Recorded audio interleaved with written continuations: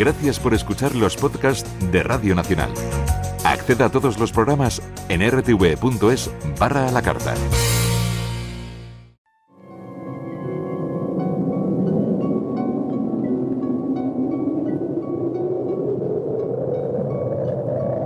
Solo cuando el túnel está en la más absoluta oscuridad es cuando puede volver otra vez la luz.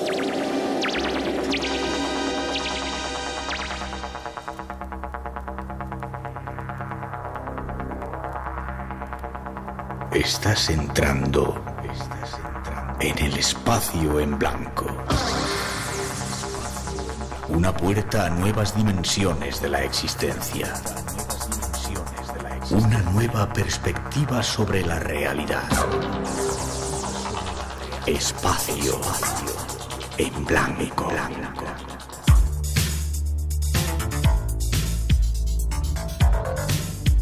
Una producción escrita y dirigida por Miguel Blanco.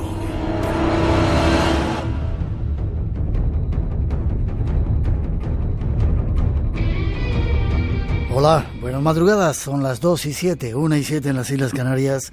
Comienza el verano en España y termina el tiempo de confinamiento. Se abre el espacio en blanco y es tiempo de enigmas y misterios aquí en vuestra casa. Algo que ya comenzamos en directo desde el estudio 101 de la Casa de la Radio, con los saludos de todo el equipo que esta noche se encarga de realizar el programa. En la parte técnica, Rubén de Felipe y Paco Bermúdez, Rosa Rodríguez en la locución y producción, Natalia Sotillos en la realización y coordinación, y este que os habla, Miguel Blanco. Un honor estar juntos esta noche a punto de celebrar la mágica noche de San Juan. Queda muy poco tiempo, ese momento en el que se abre la puerta entre este mundo y el de más allá.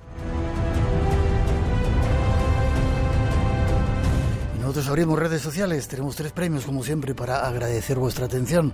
Redes sociales que controlan Ramón Álvarez, Juan Gómez y Antonio Baena. Blanco Radio en Facebook, Twitter e Instagram, y tenemos un número de WhatsApp para vuestras notas de voz, 633 50 50 11, y un email, espacioenblanco@rtve.es. Nuevos invitados y temas de lujo esperan hoy. Ahí va un avance de lo que os hemos preparado.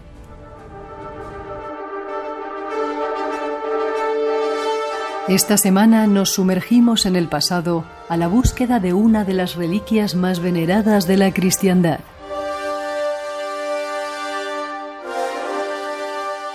Nos referimos a la lanza con la que el centurión romano atravesó el costado de Jesús en la cruz. Es la lanza sagrada, pero se la conoce por muchos nombres: lanza del destino, lanza de Cristo o lanza de Longinos.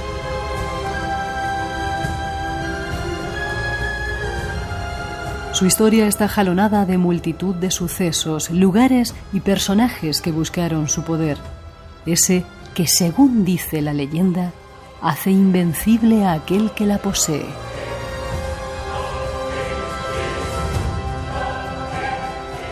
Se convirtió en la obsesión de emperadores romanos, reyes visigodos y hasta del mismísimo Hitler. Todos querían tener el destino del mundo en sus manos.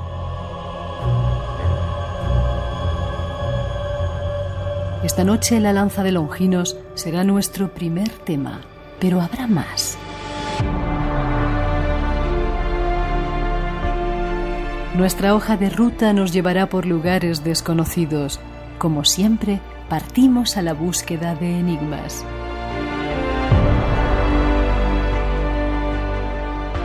Y si ya estamos todos, no retrasemos esta nueva aventura. El misterio está ahí fuera y nos está esperando. Comenzamos.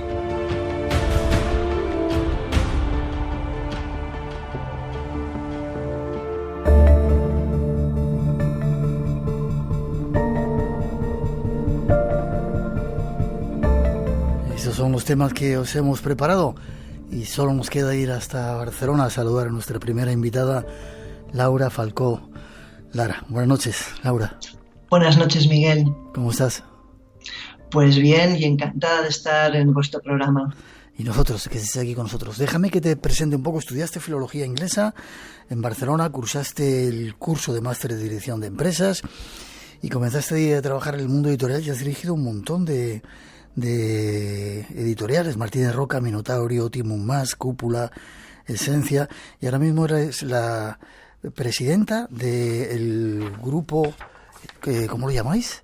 Prisma Publicaciones, que editáis la revista Año Cero y hacéis otro montón de cosas. Efectivamente. Me han dicho, suenas un poco raro, vamos a ver si podemos controlar un poquito mejor tu sonido, que eres un poco bruja. ¿Por qué te metiste en estos temas, Laura? Bueno, me metí en estos temas porque desde niña tenía facilidad para prever y para ver cosas que otros niños no tenían, cosa que pues quería entender, como te puedes imaginar, porque cuando eres pequeño todo te parece lógico y deja de parecerte lógico cuando el resto de gente te dice que eso no es lo normal. Entonces es cuando tú empiezas a querer saber por qué tú prevés o tienes esas sensaciones que otros no tienen, y a partir de ahí pues me empecé a interesar por todo el mundo del misterio, de lo paranormal, etcétera.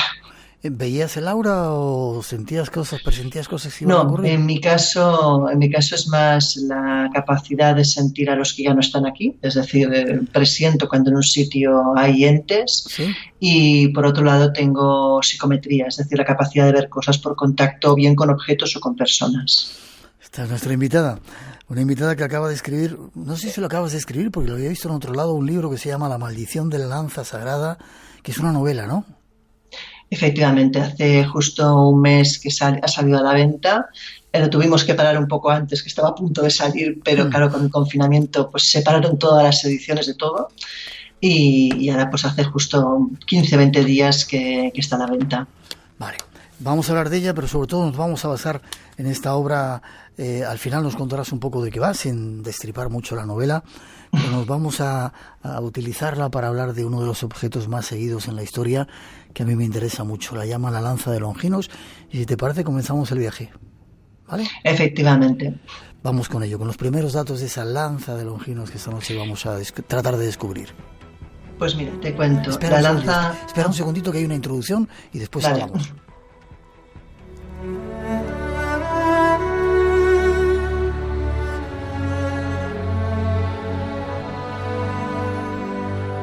Aquí comienza parte de la historia que hoy deseamos contaros.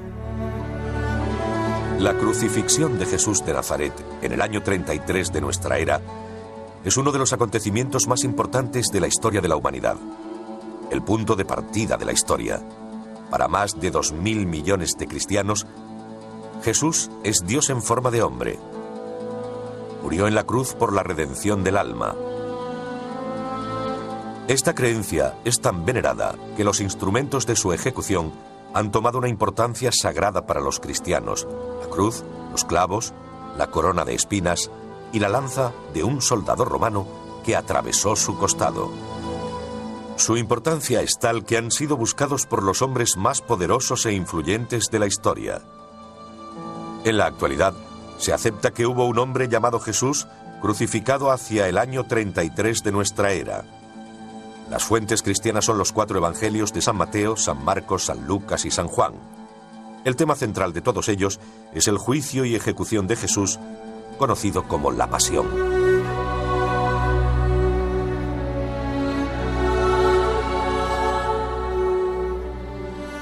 Así se inicia la llamada Pasión de Cristo. Situémonos en ella para iniciar nuestro viaje. Ahí está esa primera introducción. ¿Te ha gustado, Laura? Sí, muy bonita. Vale. Luego daremos datos del personaje de Longinos y entraremos mucho más en la historia, pero aquí empieza un poco todo este asunto. ¿Existió realmente esa lanza? En principio existió. Esa lanza fue la que empuñó precisamente Caius Longinos para clavarla en el costado de Cristo y verificar que estaba muerto. De hecho, hemos de acordarnos que antiguamente no podían tener a nadie agonizando un sábado, porque el sábado era el día santo, y por tanto el viernes se aseguraban de que los ejecutados, los que estaban en las cruces, murieran. A la mayoría lo que hacían era partirle las piernas para que así se quedaran colgando y murieran mucho antes. En el caso de Cristo, al pensar que estaba ya muerto, pues se limitaron a clavar la lanza para verificarlo. De ese costado brotó sangre y teóricamente agua o plasma que salpicó los ojos del centurión romano, el cual volvió a ver. Por eso se dice que la lanza es sagrada, más allá de porque clavó el costado de Cristo, porque además produjo un milagro. Ya, o sea que ese es el origen o... el principio de por qué de toda la historia. Vale. Hay varias lanzas, aunque luego daremos más datos. En la historia que me has pasado y que hemos estado un poco verificando, no solamente esa lanza, hay varias lanzas por ahí funcionando, ¿no? Hay 3 lanzas que podrían ser la lanza de Longinos. La primera es la lanza del Vaticano, Santa Lanza. Esta reliquia llega desde el Imperio Bizantino a Ancona, a Italia, en 1492, porque se firmó una especie de acuerdo entre el tirano turco Bayazid y el papa de aquel momento, que era Bonifacio IX. El caso es que el papa había retenido en Italia al hermano de este tirano, que no quería que volviera porque quería, evidentemente, que nadie cuestionara su trono, y le recompensa pues enviándole esta reliquia, de la cual se parte la punta, que continúa actualmente en el Museo Diocesano en un relicario, y la lanza en sí es llevada a Roma. En Roma pasa desde Santa María de Popolo hasta San Pedro, guardado en las 4 capillas que sostiene la cúpula, y por último es donde está actualmente, está la capilla de la Verónica, junto con otras muchas reliquias que se guardan allí. Pero no sabemos tampoco si es la auténtica, aunque es verdad que tiene forma de lanza romana, porque como te puedes imaginar, el Vaticano no permite hacer ninguna prueba, no sea caso que luego no sea de la época. Vale, luego daremos más datos de esas 3 lanzas y cuál ha sido todo el recorrido. Ahí está el primer dato, el primer apunte que hacemos. Es la lanza que clavaron a Cristo en el costado y que fue milagrosa con un personaje llamado Longinos, que ahora vamos a ir a conocer.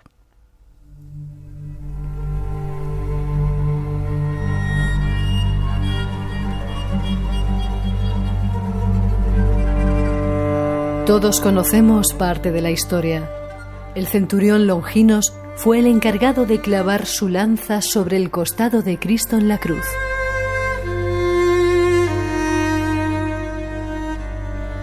Pero, ¿quién fue este personaje? Según la tradición, el centurión se llamaba Cayo Casio Longinos. Estaba al mando de los soldados romanos en la crucifixión de Jesucristo en el Gólgota, y fue quien atravesó el costado de Cristo con una lanza. Cuando atravesó a Jesús, un torrente de sangre y agua bañó su cara, y se sanó una infección en los ojos. Luego se convirtió y fue martirizado. La lanza que utilizó Longinos para atravesar el corazón de Jesús se convertiría luego en una reliquia muy famosa, rebautizada como la lanza del destino.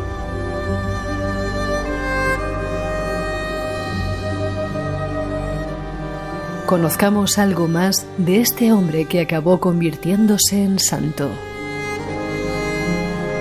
Ahí están algunos datos más de este personaje. Te empiezan a saludar Laura desde México, Carolina Paz, y desde Damán, en Arabia Saudita, te mandan besos, gente que ya nos está escuchando en muchas partes del mundo. ¿Quién era este personaje? Gaius Cassius Longinus. Te iba a decir, de hecho, incluso hay dudas si realmente el nombre era ese, por una razón básica, y es que su nombre coincide casualmente con uno de los asesinos también de César, con lo cual cabe pensar que igual el nombre pues no es el auténtico. En cualquier caso, sí que sabemos que era un centurión romano, sabemos que, como bien ha comentado la voz en off, este hombre pues estaba con un problema de visión y gracias a esa sangre o a ese plasma que salpicó sus ojos recupera la vista, y a partir de ese momento se convierte al cristianismo, reconoce a Jesús como su Dios y de hecho pasa a ser mártir. Actualmente pues de hecho en la iglesia donde estuvo la lanza por segunda vez en Roma hay una estatua conmemorando precisamente a este personaje. Era también, en algunos datos que hemos estado mirando, un poco, no era demasiado querido o conocido entre la gente de su tropa, de sus compañeros, ¿no? Yo tanto no la conocía, si te soy sincera. No, hombre, a ver, yo creo que una persona que su manera de verificar si alguien está muerto es clavar una lanza en el costado, pues no, muy simpático no debía ser el personaje, desde luego. Seguramente pues no era precisamente un tío agradable. Y lo curioso es que se transforma después de ese milagro que se opera en su ser y se hace cristiano. Sí, desde aquel momento él reconoce, y además la palabra que dice más o menos sería: ahora sí que sé que de verdad eres el auténtico Dios. Es decir, a partir de ese momento él se vuelve al catolicismo, de hecho, bueno, acaba siendo santo. O sea, actualmente Longinos está reconocido como un santo. Siguen los saludos de Extremadura, Cantabria, Trujillo, montones de lugares de España que están escuchando el programa. Esta es nuestra invitada, 1:21 en las Islas Canarias. Estamos tratando de daros datos acerca de la lanza sagrada y ya veréis qué cantidad de cosas curiosas descubrimos tras esa tercera introducción que ya ofrecen nuestros compañeros. Espacio en Blanco. Tu cita con lo desconocido. En Radio Nacional. Con Miguel Blanco.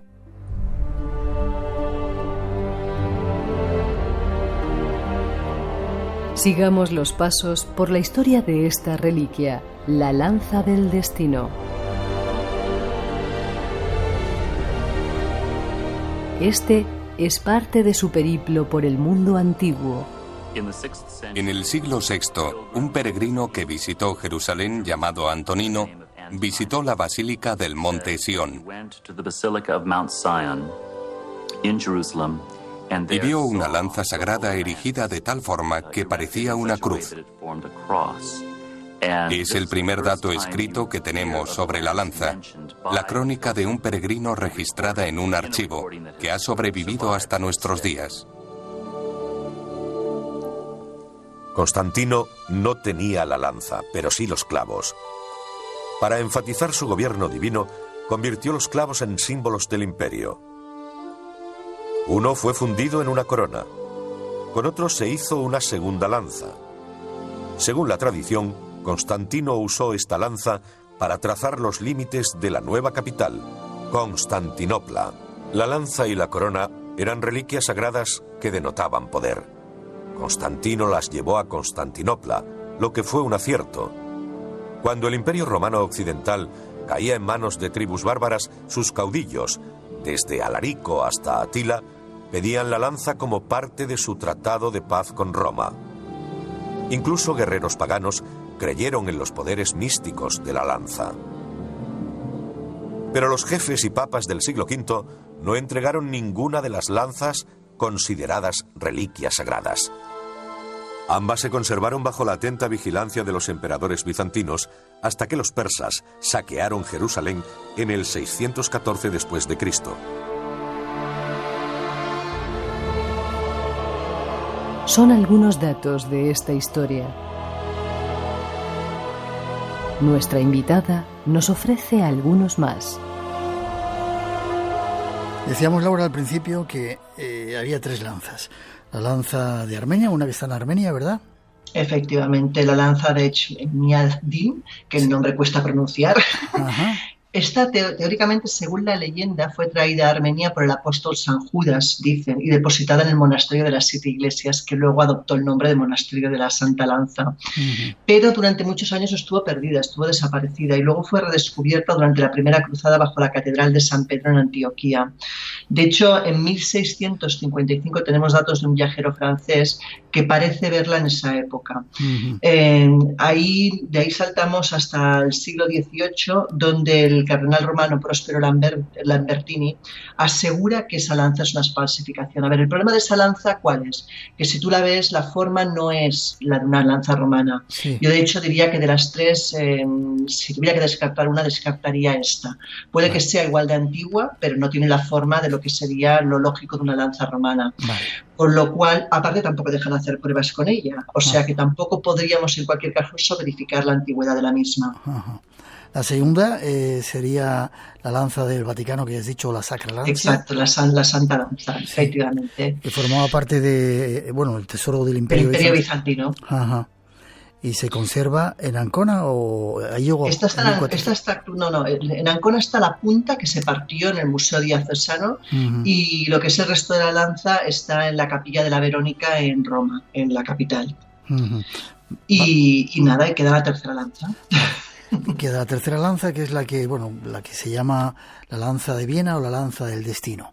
La lanza de Augsburgo, del destino, de Viena, tiene 50.000 nombres, y de hecho es la que, tanto por su composición, su forma, como por su cronología, sería la más razonable de pensar que fuera la lanza real, o al menos tiene más condiciones de poder ser la lanza real que atravesó a Cristo. Hablamos de una lanza que es de hierro, de 50,7 centímetros, su hoja está partida y fue reparada en su momento con un alambre de plata. En el centro hay la cabeza de un clavo que se supone que es uno de los clavos que en su momento estuvo en la crucifixión. Luego está cubierta por una banda de plata que se puso posteriormente, donde pone Clavus Domini, y más tarde se recubrió con una segunda banda de oro. En esa banda lo que pone es Lancea e Clavus Domini, es decir, la lanza y el clavo del Señor. Y en la base tiene como unas pequeñas cruces de bronce. Lo que ocurre realmente... No lo desveles todavía. ¿No lo desvelo? Vale. No, lo hacemos después, ¿vale? Tú mandas. Lo que sí es curioso es que esta lanza ha sido... Todo el mundo la quería, ¿no? A lo largo de la historia, ¿no? Montones de personajes. Decimos que es la que tiene la cronología más fascinante y la que pues un poco cumpliría con la leyenda, ¿no? De que quien la tenga va a tirar batallas, conquistará reinos, y quien la pierda probablemente tenga la mayor de las desgracias, incluso la muerte, porque ha pasado por manos tan conocidas o tan sumamente importantes como el emperador romano Constantino, el emperador Teodosio, el rey bávaro Alarico, el rey visigodo Teodorico, pero ya yendo a una época más moderna, quizás personajes más conocidos la tuvo Carlos Martel, Carlomagno, el emperador Otón I, Enrique I el Pajarero, Enrique IV, Federico I Barbarroja, Carlos IV. O sea, tuvo una serie de personajes que muchos de ellos, además, cuando la perdieron, al muy poco tiempo de perderla, perdieron la vida. Con lo cual, quieras que no, alimenta esa leyenda, ese mito sobre la lanza. ¿Esto hasta dónde? Pues hasta que llegó a Hitler. ¿Y Hitler cuándo la coge? Pues cuando invade Austria. En un momentito vamos a hablar de ello. 2:28, 1:28 en las Islas Canarias, hablando esta noche de la lanza sagrada, la lanza de Longinos. Radio Nacional de España. El sonido que nos une.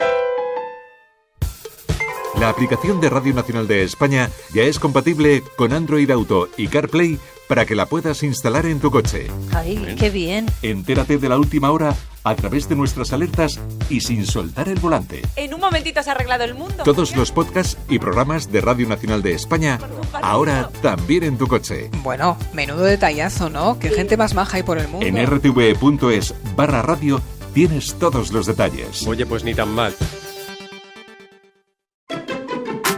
Y recuerda, El gallo que no cesa. De lunes a viernes a las 5 de la madrugada. Radio Nacional de España.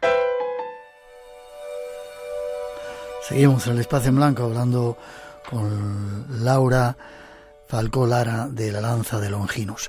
Decíamos que esta lanza tenía el poder de vencer, derrotar ejércitos, vencer todas las batallas en todos los países, ¿no? Pero contrariamente al que la perdiera, lo pagaba con la vida.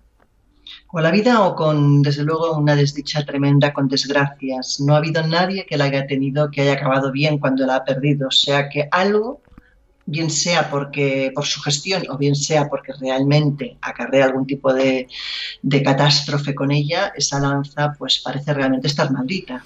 Vale, vamos con más personajes que anduvieron detrás de ella. Ahora sí, te toca el turno a Hitler y queremos que nos cuentes un poquito la historia tras esa introducción. El rastro de la lanza nos trae en el tiempo hasta muy cerca de nuestros días. Justo hasta la aparición de un personaje tenebroso. Wagner compuso Parsifal a partir de una historia ocurrida en la Edad Media. El tema principal de la historia eran los caballeros teutones en busca del Santo Grial. La clave del éxito era la posesión de la lanza sagrada, la lanza de San Mauricio, símbolo del poder del emperador del Sacro Imperio Romano Germánico. En 1912, Durante una representación de Parsifal en Viena, un artista en paro se quedó paralizado, absorto ante la magia de la grandeza del pasado alemán. Era Adolf Hitler. Estaba muy familiarizado con la lanza de la colección Augsburgo. Después de todo, había estado en poder de sus héroes, como Federico I Barbarroja y Otón el Grande, emperadores del Primer Reich. Hombres que encarnaron la grandeza del pueblo germano. 26 años después, Hitler entraba en Viena reclamándola para el Tercer Reich. Los nazis recuperaron las reliquias y las estudiaron con su significado original. No eran simples piezas que exhibir en urnas de cristal. Irradiaban una magia especial. Todo aquel que tuviera una estrecha relación con ellas conseguiría fuerza y poder.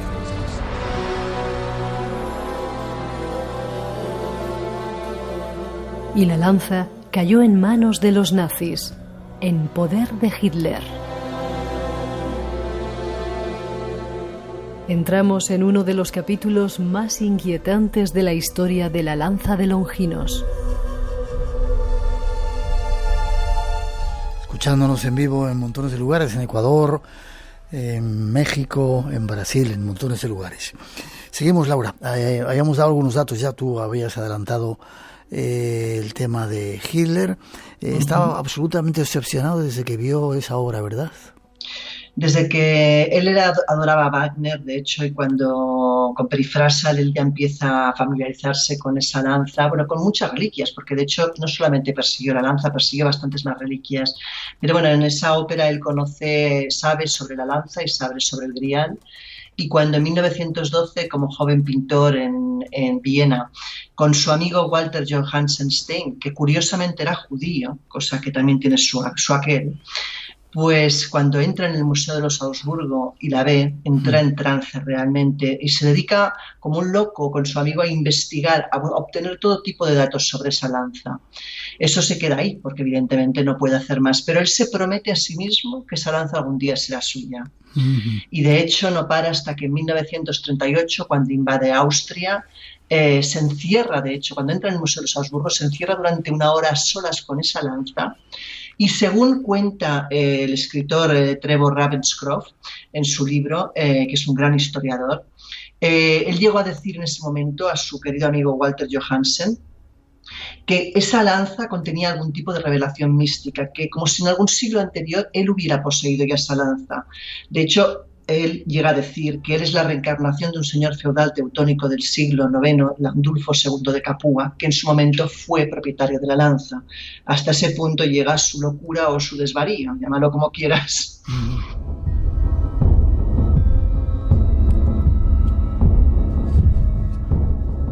Tú, Laura, has investigado, aparte de la historia normal, documentos que han cambiado un poco la historia que había o la idea que se tenía acerca de la lanza, ¿verdad? Bueno, lo que me di cuenta es que cuando empecé a informarme y a profundizar sobre el objeto, había diferentes papeles, diferentes libros, incluso con fechas que no casaban, lo cual realmente me sorprendió, ¿no? Porque hablamos de una historia relativamente reciente. Pero claro, te encontrabas en un libro, por ejemplo, que la persona que había recuperado la lanza por parte de los americanos era Patton. Patton no la recuperó, era el general que llevaba el Tercer Reich. Pero él no la recuperó. Quien recupera la lanza, quien realmente investiga y consigue que la lanza salga de donde estaba es Walter Horn y el capitán Thompson. Pero Patton no. Patton simplemente, cuando ellos dos consiguen, después de 3 meses de arduos interrogatorios a gente de los nazis, cuando por fin consiguen saber qué ha pasado con la lanza, que esto es otro episodio que tampoco coincide con muchas de las historias que corren por diferentes medios, consiguen saber que realmente la lanza ha ido a parar a la Panierplatz, al búnker de la Panierplatz. Pero eso no ocurre como algunas personas creen y como en muchos sitios se afirma el mismo día que muere Hitler, es decir, el 20 de abril de 1945. Ocurre 3 meses después, ocurre el 7 de agosto de 1945. Sería muy bonito que hubiera sido el mismo día porque sería como ya el rizar el rizo, ¿no? La maldición se cumple. Se habría cumplido la maldición. Si te parece, seguimos un poco con Hitler. Él se la quería llevar, pero bueno, no quería que pareciera un robo, ¿no? Se la quería llevar a Viena. Efectivamente. El problema es que si se lo hubiera llevado en aquel momento hubiera quedado francamente mal y hubiera sido de cierta manera criticable, ¿no? Él se lo hizo venir para justificar que como, más es cierto que en 1424 el emperador Segismundo la había llevado a Praga, a Nuremberg, y había estado ahí durante un periodo, hace que precisamente desde Nuremberg se reclame la autoría y se reclame el volver a tener la lanza. Y de hecho él tiene la paciencia de esperar 5 meses a que esa orden sea válida para que la lanza vuelva a Nuremberg en un tren blindado. Una vez en Nuremberg, esta lanza parará a la iglesia de Santa Catalina de Nuremberg, donde está custodiada pero expuesta al público. Ahí todavía la podía ver la gente. Pero claro, en cuanto él empieza a ver, que eso es en 1942, que las cosas ya no van tan bien, que las cosas ya empiezan a tener serios problemas en el frente de batalla, se asusta. Y decide que la lanza quizás hay que custodiarla mucho mejor. Durante ese tiempo él ha estado reforzando y construyendo un búnker debajo del castillo de Nuremberg, donde, como muchos sabréis, hay una serie de pasadizos que eran antiguas bodegas, que incluso habían servido como refugio antiaéreo. Durante la Segunda Guerra Mundial sirvieron de refugio antiaéreo. Y él hizo ahí construir un búnker de seguridad para poner ahí la lanza, y no solo la lanza, sino todo el tesoro de los Habsburgo y muchas obras de arte que tenía en su poder. Van a parar ahí, están ahí durante unos años, pero es en 1945, meses antes de que los americanos entren en Berlín, que él ve peligrar también el lugar donde están. Y toma una estrategia, según he podido consultar en los papeles oficiales, porque esto es lo que te decía, no me costó mucho encontrar el documento oficial, el testimonio oficial de Walter Horn, que es el atestado que él hace explicando todo el interrogatorio, toda la investigación sobre la lanza. Pues en esos papeles se recoge las fechas reales en que ocurrió todo y por qué. Bueno, pues el caso es que realmente es el 31 de marzo que Himmler y Hitler dan la orden de quitar de lo que es el búnker de Nuremberg las 5 principales piezas. Hablamos de la lanza del destino, hablamos de la espada de San Mauricio, que no hay que confundirlas, hablamos del orbe, de la corona imperial y del cetro. Esas 5 piezas, que son las que Hitler quiere conservar a toda costa, se sacan del búnker de Nuremberg y se llevan por orden de Hitler. De hecho las lleva Fries, que es uno de los jerarcas nazis, las lleva hasta la Panierplatz. Y ahí deciden que una vez dentro del búnker de la Panierplatz, además se tapie la puerta para que nadie pueda detectar ese búnker. Sin embargo, tienen miedo de que cuando entren los americanos alguien pueda irse de la boca, con lo cual deciden hacer una estrategia un tanto curiosa, que es escenificar como si realmente hubiera un segundo movimiento con esa lanza. Pues eso ocurre el 2 y 3 de abril. Ahí lo que hacen es el cuerpo de las SS hacen ver que sacan la lanza nuevamente de Nuremberg para llevársela y tirarla a un lago austríaco, para que todo el servicio de inteligencia nazi, para que toda la gente que pudiera, en cualquier caso, filtrar información a los americanos, se quedara con esa versión y no con la que unos días antes habían ejecutado.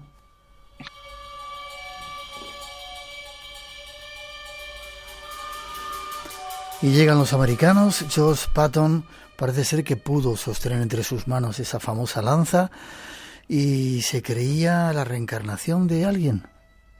Efectivamente. Patton, cuando ya tiene la lanza y la coge en sus manos, él llega a pensar que realmente es la reencarnación de Longinos. Nuevamente, no para hasta encontrar el documento original. Ya hablamos de un poema de Patton que se llama A través del espejo oscuro, y el trozo exacto donde habla de eso, si quieres lo cuento porque yo creo que es interesante oírlo, dice lo siguiente: no puedo nombrar mis batallas porque las visiones no son claras, sin embargo veo las caras retorcidas y siento la lanza desgarradora. Quizás apuñalé a nuestro Salvador en su sagrado e indefenso costado. Sin embargo, reclamé su bendición cuando tiempo después morí.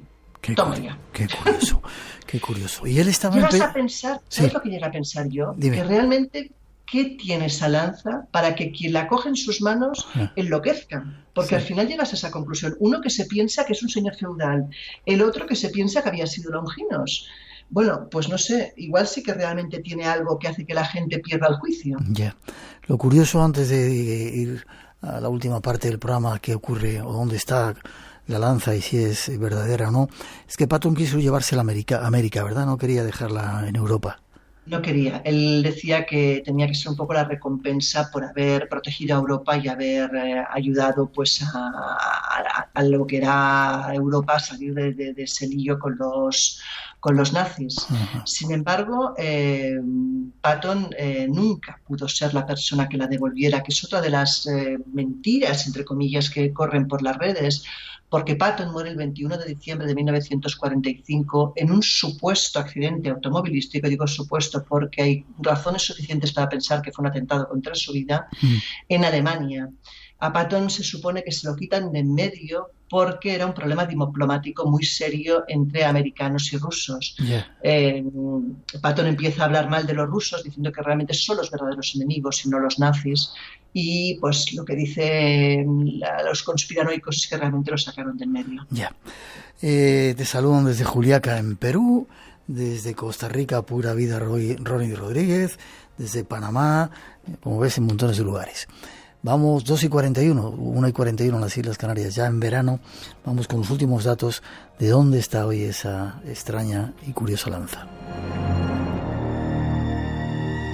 Espacio en Blanco, en Radio Nacional, con Miguel Blanco.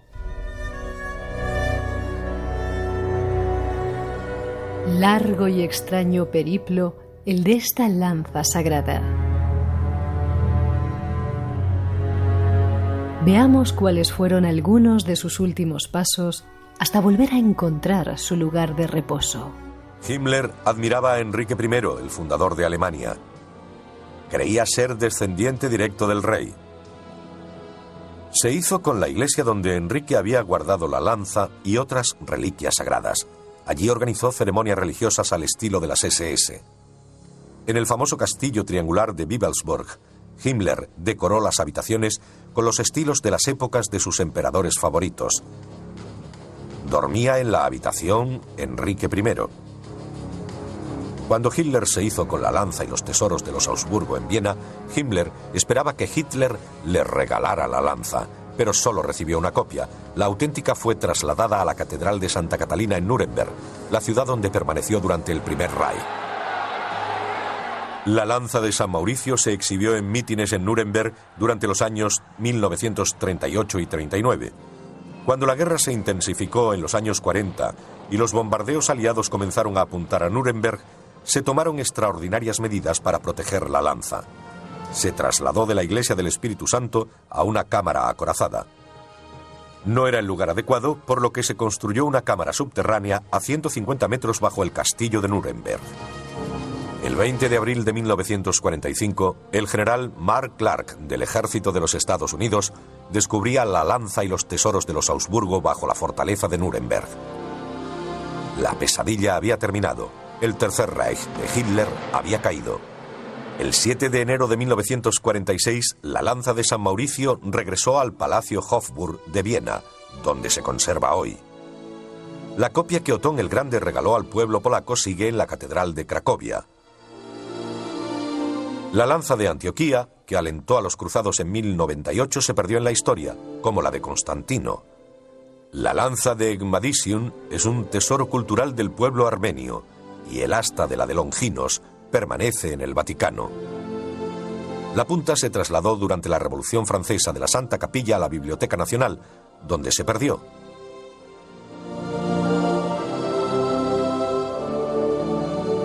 Pero hay una nota a pie de página. ¿Qué ocurrió con la lanza original? No importa.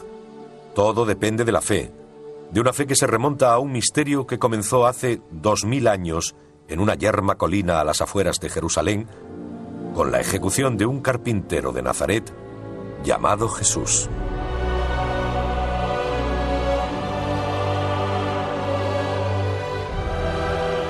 Estos son los datos finales de una de las reliquias más veneradas de la cristiandad.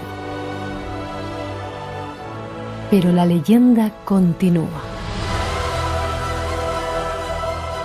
El que posea la lanza de Longinos será el amo del mundo. Quien la pierda hallará la muerte. Esos son los datos históricos, pero hay sorpresas, casi terminando. 5 últimos minutos. Laura, querías adelantarlo antes. Parece ser que el que entrega la lanza es Eisenhower, enero de 1946, y hoy sabemos que la lanza del destino no data de cuando nos han dicho, ¿no? Efectivamente, es del siglo VII.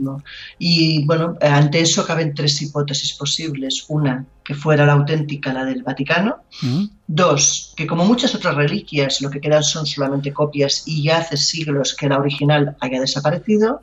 Y la tercera hipótesis, defendida por el doctor Howard A. Buchner, que es un coronel retirado del ejército de los Estados Unidos. Esa pone los pelos de punta. Y déjame, decíamos aquí en esta introducción que Himmler hacía con ella extraños rituales y magia. Exacto. Sigue. Exacto. Esto va a colación de esto. Pues según este señor, él dice que tiene datos, evidencias de que Himmler hizo en su momento hacer una réplica de la lanza, que la que estaba en Nuremberg era la réplica, que la original realmente la hizo llevar al castillo de Wilhelmsburg para realizar ceremonias de magia negra. Y lo que es peor, afirma haber contactado con un antiguo tripulante de un U-Boat con seudónimo Capitán Wilhelm Bernhardt, quien afirma que, aparte de que la lanza de Viena es falsa, dice que la verdadera fue enviada por Hitler a la Antártida junto con otros tesoros nazis, bajo las órdenes del coronel Maximilian Hartmann. También afirma que en 1979 este mismo hombre, Hartmann, la recuperó y la volvió a llevar a Europa para que una especie de cónclave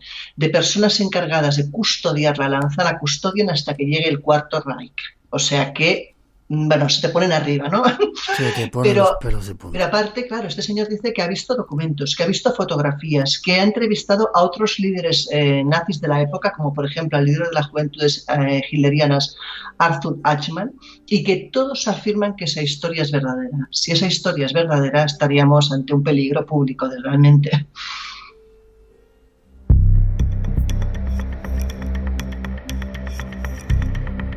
De cualquier forma nos podemos conformar con tratar de ir a Austria a verla, ¿no? Bueno, una de ellas, supuesta. Una de ellas, evidentemente. Vale. La maldición de la lanza sagrada. El que posea la lanza de Longinos será el amo del mundo. Quien la pierda hallará la muerte. Una novela de Laura Falcó Lara. No voy a decir nada más de la novela. Si quieren saber más cosas de la novela y de ti, ¿dónde pueden conectarte, Laura?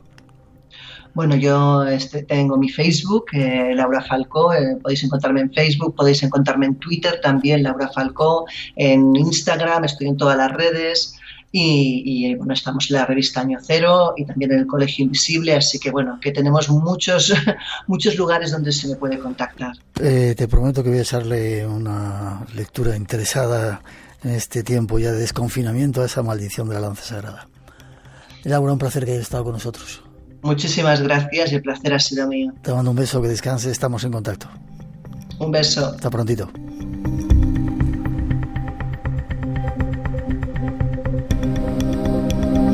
Dos y 49, 1 y 49 en las Islas Canarias. Tenemos muchos temas esperando. Ahí hablábamos de tesoros. Queremos contaros una historia que tiene que ver con tesoros que están en España, aquí muy cerca de nosotros, y que estos sí que son auténticos y están ahí esperando ser desenterrados. Escuchad la noticia.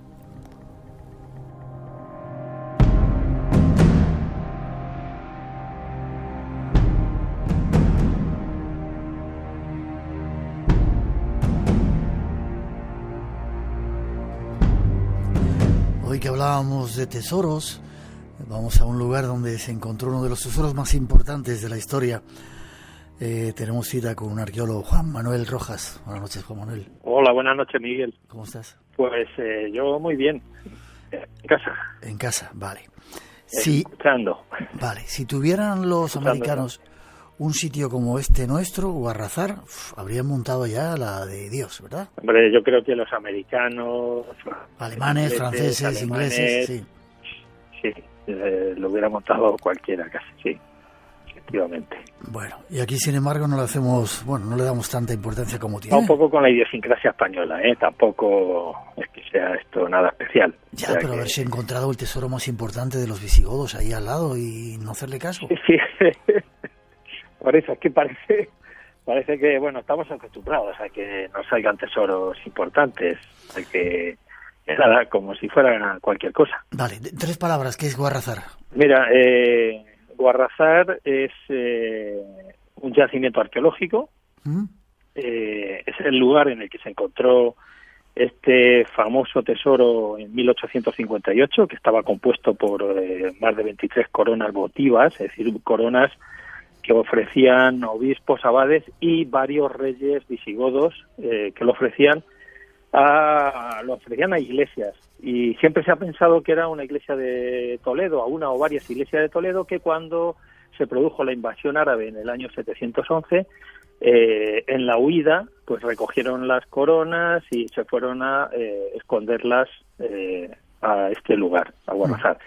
Los trabajos arqueológicos que llevamos realizando desde el 2013, ¿sí?, lo que están demostrando es que no habrían llegado de Toledo, sino que procederían de una basílica, una gran basílica, pero digo gran, es decir, estamos hablando de una basílica de, bueno, calculamos que entre 450 o 500 metros cuadrados, wow. Construida con sillares, los muros de sillares de granito de grandes dimensiones y columnas, basas, columnas y capiteles de mármol. Ahí hubieran estado estas coronas y donde hubieran ido los reyes, pero es que además estamos encontrando edificios. Uno de ellos creemos que era un hospital para peregrinos. Otro edificio muy interesante que lo descubrimos este invierno pasado y es una de las novedades que tenemos para este verano, es el lugar en el que se harían las abluciones los peregrinos, es decir, en un manantial sagrado. Uh-huh. Y posiblemente también pensamos que habría un palacio monasterio, es decir, un gran santuario, era lo que había ahí. Todo eso lo habéis descubierto vosotros con las excavaciones que habéis hecho últimamente, ¿verdad? Pues sí, lo estamos descubriendo ahora desde 2013 que empezaron las excavaciones. Y bueno, como digo, hasta este invierno. Algún año por falta de ayudas económicas, pues no hemos podido hacerlo. Que ese es uno de los grandes problemas que tiene este proyecto, las ayudas económicas, y bueno, pues a pesar de eso, pues que tenemos muchos colaboradores, etcétera, pues sí hemos podido desarrollar este magnífico proyecto que, bueno, estamos obteniendo excelentes resultados que ya se han visto premiados incluso. Vale, ahora me cuentas lo del premio. Se lo digo a nuestros oyentes, si no conocéis ese yacimiento arqueológico, ahora que ya podemos empezar a movernos muy cerquita de Toledo, tenéis que ir a verlo porque es increíble y conocer a este personaje como Manuel Rojas, que es su director.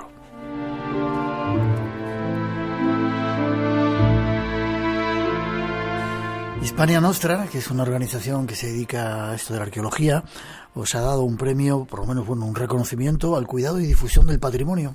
Sí, efectivamente, a la conservación, a las buenas prácticas, en este caso a la conservación y difusión del patrimonio arqueológico.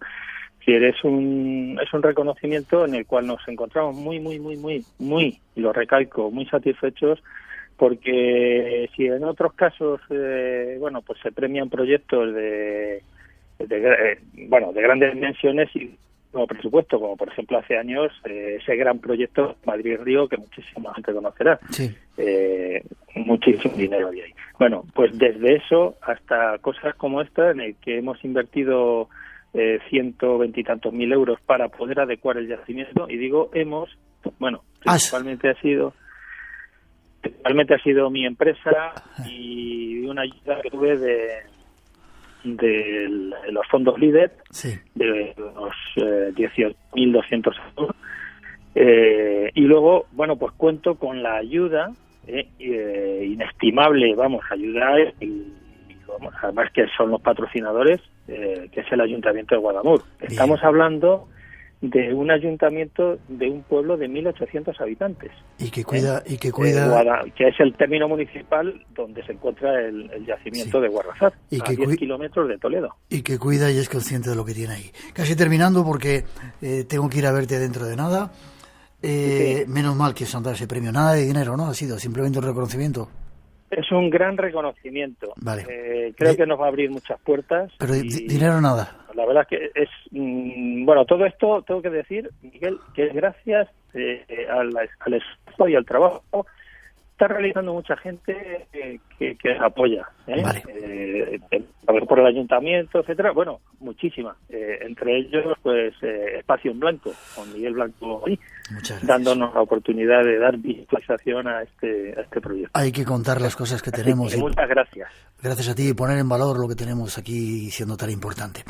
Creo que sí. Yo te dije a ti que cuando vuelvas a excavar, que quiero ir con pico y pala y a excavar contigo, ¿vale? Y yo te dije que no lo dijeras con la boca pequeña porque te tomo la palabra y te vas a tener que venir con el sombrero o salacón, lo que quieras, sí, y doblar el espinazo. Me encantará. Para que colabores en el descubrimiento. Me encantará. Se está descubriendo una gran basílica, un manantial, un lugar sagrado donde los peregrinos hacían baños, abluciones, como se puede hacer en esos sitios donde se aparece la Virgen y otros lugares ahora actuales. No os perdáis este lugar. Y me apunto a esas noches que haces especiales en julio, ¿verdad, Juan Manuel? Pues sí, son julio y agosto, los sábados por la noche organizamos. Ahora mismo estamos, preparándolo porque sabéis que está todo tan revolucionado. Sí. Que estamos con los preparativos, pues tenemos música en directo, es la visita nocturna, que bueno, es la magia de la noche de este santuario. Bueno, la gente se va maravillada. Si a la gente le gusta ir de día, por la noche es una auténtica maravilla. Vale.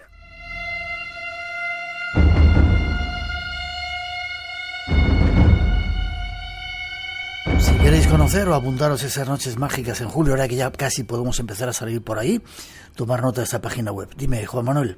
Sí, bueno, ahora mismo lo estamos preparando todavía porque no tenemos las fechas todas situadas porque, bueno, estamos con los detalles, pero para que la gente lo apunte y de cara al futuro, o que nos pidan información sí. Encantados. www.guarrazar.com. Guarrazar. Sí, vale. Guarrazar.com. Vale. Y le digo a nuestros oyentes... Pueden entrar en la página de Facebook de Guarrazar, que es fácil, y bueno, ahí verán la información, etcétera, también, y luego nos pueden escribir al correo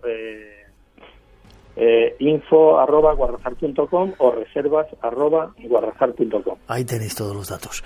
Juan Manuel, te veo prontito, y le digo a nuestros oyentes, no os perdáis conocer este lugar, echar un vistacito a nuestra historia. Merece muchísimo la pena, merece ¿verdad? Y es patrimonio de todos, no es patrimonio de Toledo, de Guadamur, ni de Juan Manuel Rojas, ni nadie, es patrimonio de la humanidad. Ahí vamos a cosas que te agradecemos. Te veo prontito. Interesantísimo, de verdad. Voy a excavar y voy a ver esas noches a partir de julio, ¿vale? Fuerte abrazo y enhorabuena. Te va a sorprender la noche. Ya conoces el yacimiento de día, pues de noche te aseguro que te va a sorprender. Me encantará. Enhorabuena por el premio, por ese reconocimiento y que siga. Un abrazo fuerte. Muchísimas gracias por lo que has hecho, pero enhorabuena a todos porque esto nos beneficia a todos, de verdad. Sí, señor. Fuerte abrazo. Descansa. Un abrazo. Hasta Buenas prontito. noches. Espacio en Blanco. Tu cita con el misterio en Radio Nacional.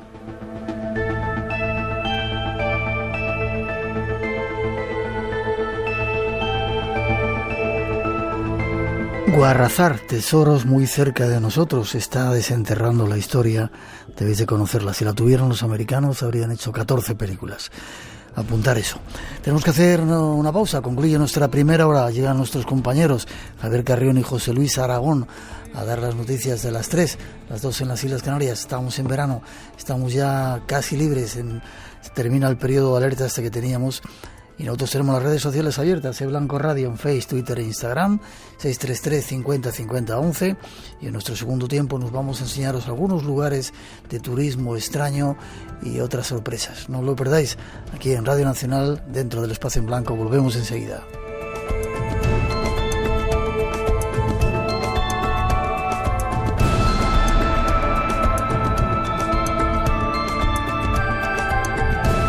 En Radio Nacional tenemos las noches más llenas de misterio de la radio. Adelante, disfrútalas. Estás en Espacio en Blanco, con Miguel Blanco, en Radio Nacional de España. Radio Nacional de España. Radio Nacional de España. Radio Nacional de España. Radio Nacional de España. Radio Nacional de España.